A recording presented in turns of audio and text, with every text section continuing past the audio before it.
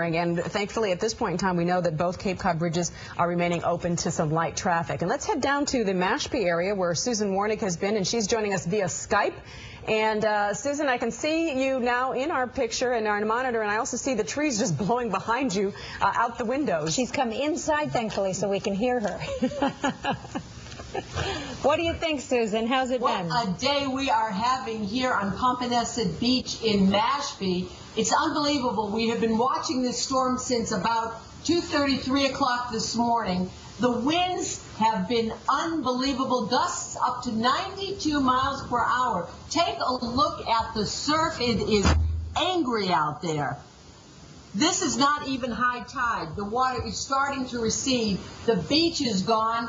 The waves have been well into the seagrass.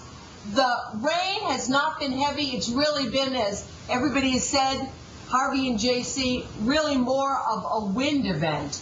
But happily, no real damage. Lieutenant Colonel, I'm going to bring in Mike Feiner, Lieutenant Colonel from the Massachusetts National Guard. You've had a couple of conference calls recently. What are you hearing from the troops?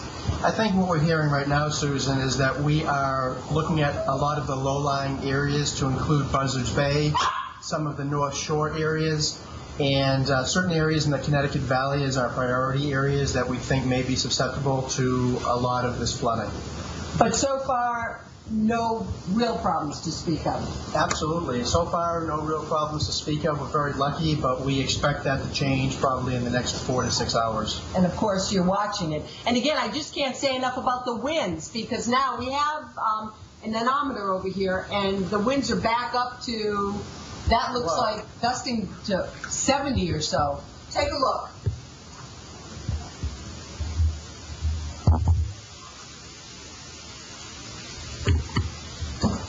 But I don't want everyone to think that I'm spending this entire storm indoors.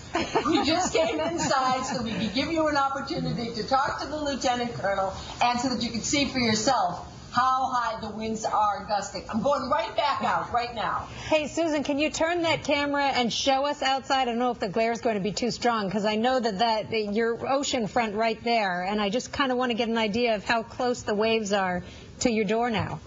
That's the ocean front. Okay, take a look at the ocean. Now, let me just remind everybody who is not familiar with Pompanesett Beach. This is normally a very family-friendly beach because there is generally no real tide to speak of. There's no undertow. It's a great swimming beach. A lot of days, it's just like glass because there's no movement at all in the water. So when you see these waves out there today, it's just unbelievable. There were some people who were on the beach a little earlier thinking that they might try to take a little swim. Oh no, oh no, not even to be thought about. A lot of the businesses, though, I should point out, in Mashpee are open today, even though all the officials are saying, you know, really, don't go out. Don't go out in this, really, what is now a windstorm. Of course, Susan, you said you are going back out again, so you are. I hope when you do go back out, you will be safe and heed the warnings from everyone as you continue our coverage for us. Thanks so much for bringing us up to date from Mashpee as we take a look right now at Oak Bluffs and Martha's Vineyard, continuing to get pounded.